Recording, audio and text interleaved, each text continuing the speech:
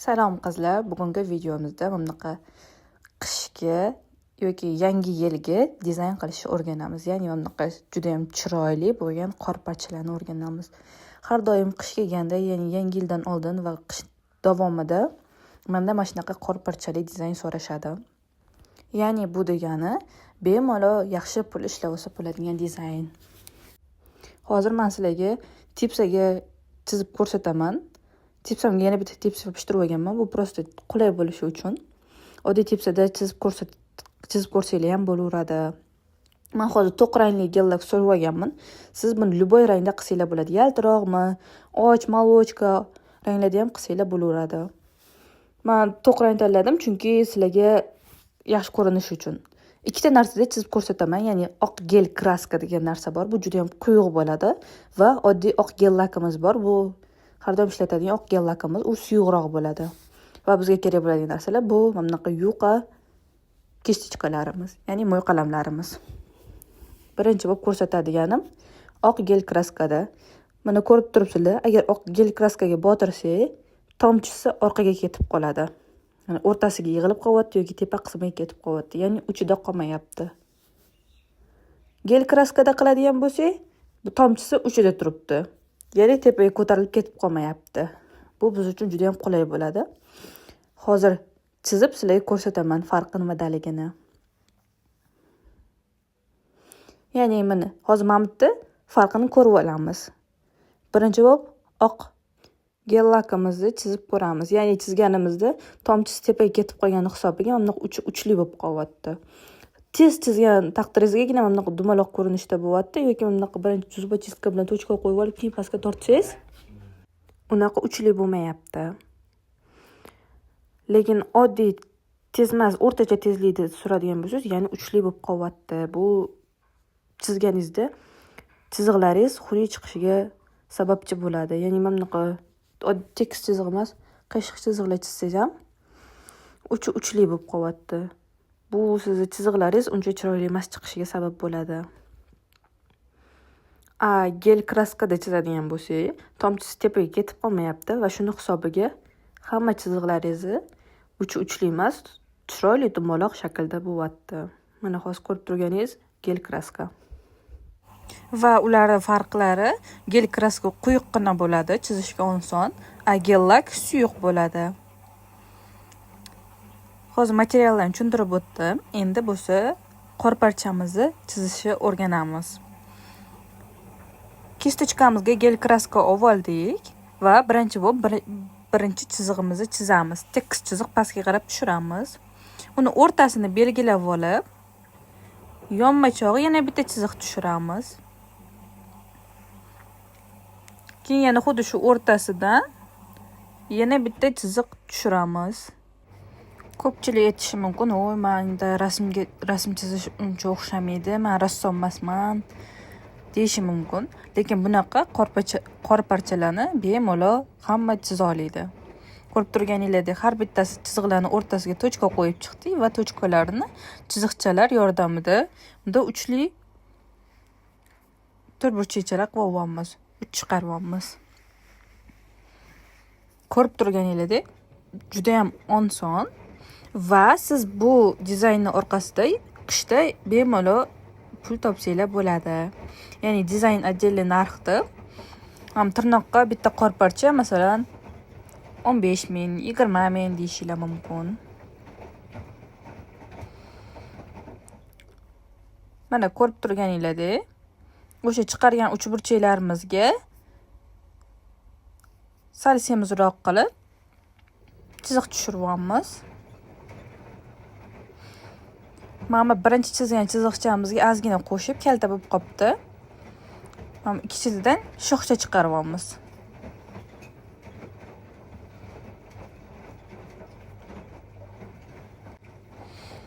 Mana birinchi qor parchamiz tayyor bo'ldi. Hozir ikkinchisini chizib ko'ramiz. Bu qor parchalar o'zi qor parchalari har xil bo'ladi, hech qaysi biri bir-biriga o'xshamaydi-yu. Siz chizayotganingizda ham hammasini har xil qilib chizsangiz bo'ladi. Siz chizayotganingizda ham hammasi bir xil bo'lishi shart emas. Siz o'zingiz ham chizib, o'zingizga yoqqan texnikani topib olsangiz, har doim shunaqa texnika ishlatishingiz mumkin. Mana ko'rib turganingizdek, bu o'sha ikkinchi usuli va bu boshqacharoq chizilyapti oldingisiga nisbatan. Oldinlari aytganimdek, dizayn chizish, bu dizaynning hammasi odamning fantaziyasiga qarab. Sizni fantaziyangiz qanchalik kuchli bo'lsa, bunaqa dizaynlarni o'zingiz ham o'ylab topishingiz oson bo'ladi. Va buni bunaqa to'q rangli podложkaga emas, yaltiroq ranglarga ham chizsanglar bo'ladi. Masalan, havo rang, moviy rang yaltiroqqa bunaqa oppoq qor parchasi va pishi zo'r turadi. Haqiqiy qish bo'lib turadi. Yoki oq молочныйga chizsanglar ham bo'ladi. Havo rangi chizsanglar bo'ladi, qor bo'lib turadi. Qizil rangga chiziladi, chunki yangi yil qizil rang bilan ko'pchilik taqqoslaydi, shuning uchun qizil rangga chizsanglar ham zo'r chiqadi. Va mana oq chiziqchalarni ko'rib turganingizdek, o'zingizlar xohlagancha qo'shsanglar bo'ladi. Buni 4-5 ta qo'shinglar deb aytmayman.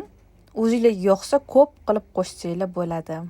Mana o'sha ustidan top bilan qoplayapmiz, top surib. Ikkinchisi bo'lsa uncha yoqmaganda, unga yana qo'shib davom ettirishga qaror qildim. Agar sizga yoqmay qolsa, qaysidir chizgan qor parchangiz, bemalol uni o'zgartirishingiz mumkin. Buni 1-2 marta praktika qilib olishingiz kerak. Bittadan hammada o'xshab ketmaydi. Praktika qilgan saringlar, qo'lingizga kelishgan sari bemalol hamma dizayninglar chiroyli chiqishni boshlaydi.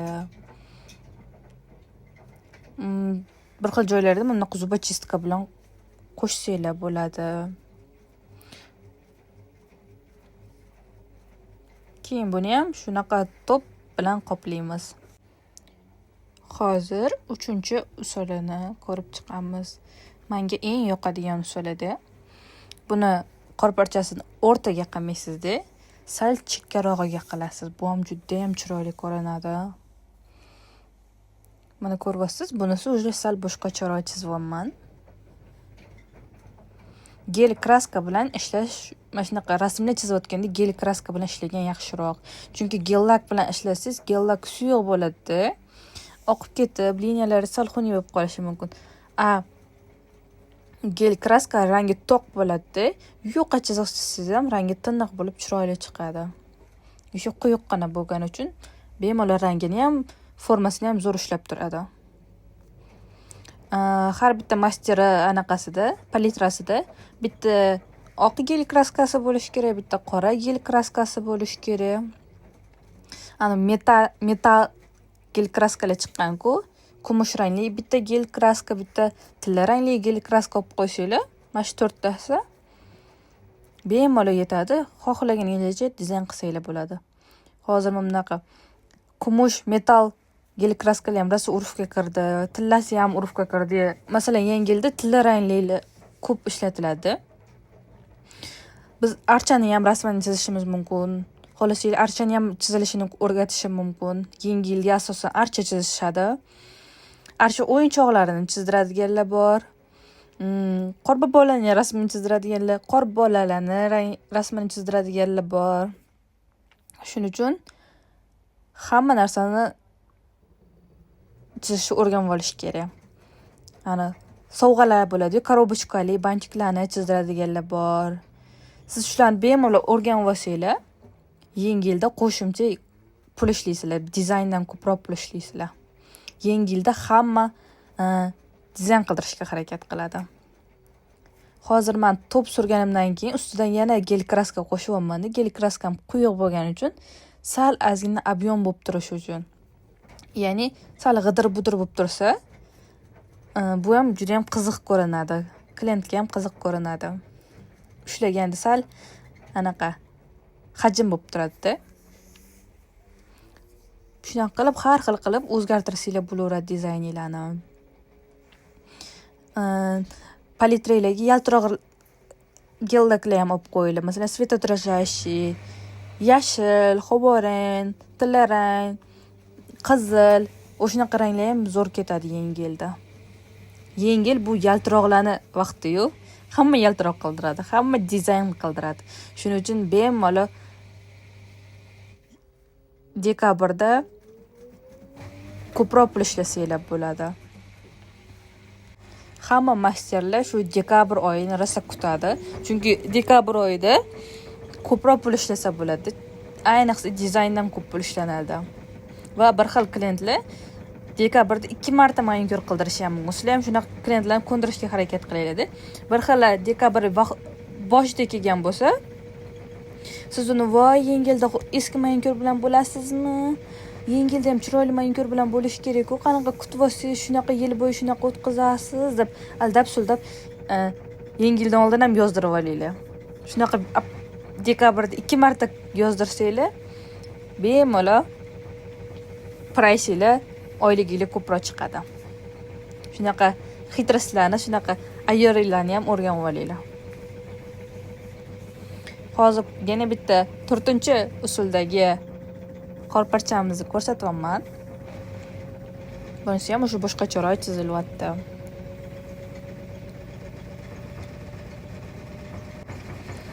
Yoki bir xillar tayyor nakleykalar sotib qo'yishadi.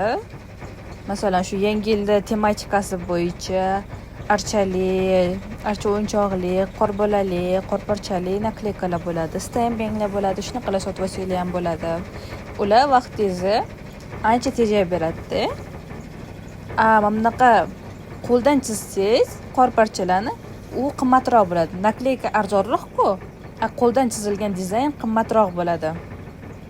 Shuning uchun klientlarga ikkita variantini ham qo'yib qo'ying. Masalan, nakleyka yopishtirish 5 ming deydi, qo'ldan chizish 15 ming deydi. Klient o'zi tanlasin. Yoki sal qimmatroq qo'ying. Hammada har xil bo'ladi. Nakleyka 10 ming deydi, mana bunaqa 20 ming deydi. Har bitta barmog'i, agar 5 ta barmog'i chiziladigan bo'lsa 50 ming qo'shilib turibdi-da priceingizga. Yo'q joydan yaxshi-ku bu ham. Har bitta klientda 50 ming ko'proq topsangiz, nech pul topasiz. Shuning uchun dekabr oyida ishlab olamiz qizlar, tayyorlanamiz dekabr oyiga. Va mana videoda ko'rib turibsizlar. Hamma qorparchalarimiz qiyinlashib boryapti, lekin qiyinlashgan sari chiroyli bo'lib boryapti. Agar video yoqayotgan bo'lsa, sizlarga foydali bo'lgan bo'lsa, like bosib, kommentariy yozishib ketishni unutmanglar. Bu kommentariy, likelar meni kanalim rivojlanishiga yordam beradi. Kanalim qancha rivojlangan sari men shuncha ko'p video chiqarishni boshlayman. Agar kanalim rivojlanmay qo'ysa, men video tushirmay qo'yaman. Shuning uchun likelarimiz, kommentariylarimizni ayamaymiz. Hajab aytam bitta yurakcha bo'lsa ham, bitta smaylik bo'lsa ham tashlab ketamiz. Va agar tushunmay qo'ygan joylaringlar bo'lsa, bemalol kommentariyada so'raveringlar. Qo'limdan kelsa javob beraman hammasiga. O'zim qo'limdan kelguncha hamma kommentariyalarga javob berishga harakat qilaman. Bir xil blogerlar bo'ladi-yu, kommentariyalarga umuman javob bermaydigan. Men unaqa bo'lmasligiga harakat qilaman. Ya'ni hamma kommentariyalarga javob berishga harakat qilaman. Lekin bir xil kommentariyalar bo'ladi, 50 marta, 100 martalab qaytariladi. Sal pastroqda kommentariyani o'qimaydi odamlar. Yana o'sha savolni berishadi. Men 100 marta bitta savolga javob beraverish charchatib olganim uchun shunaqa javob bermay qo'yadigan savollarim ham bo'ladi. Shuning uchun agar qanaqadir savolinglar tug'ilsa, birinchi kommentariyalarni o'qib ko'ringlar. Kommentariyada o'sha javob bergan bo'lishim mumkin-da. Lekin videolarim sizlarga foydali bo'layotgandan xursandman. Hamma qizlar ham o'ziga o'zi manikyur qilishni o'rganayotgan bo'lsa va shu master bo'lib ishlayotganlar qo'shimcha bu narsani o'zbek tilida o'rganayotganidan xursandman. Chunki manikyur qilishni o'rgatadigan o'zbek blogerlar oldin yo'q edi. Hozir Instagramda ko'payayotgan ekan. YouTube'da menimcha ko'p emas, lekin Instagramda men podpishchigi ko'p 2-3 ta blogerlarni ko'rdim. Bu yaxshi. Bu degani bizani O'zbekistonda ham blogerstvo, ya'ni manikyur sohasi bo'yicha blogerlar o'sha rivojlanib ko'payapti. Bu menga yoqdi. Va mana bizani dizaynlarimiz tayyor. Hammasi ko'rib turganingizdek chiroyli, sizni fantaziyangizga qarab xohlaganingicha o'zgartirishinglar mumkin. Toshlar qo'shasizlarmi, yaltiroqlar qo'shasizlarmi? Bu dizaynlarni juda ham chiroyli qilib xalma-xal qilib chiqarsa bo'ladi.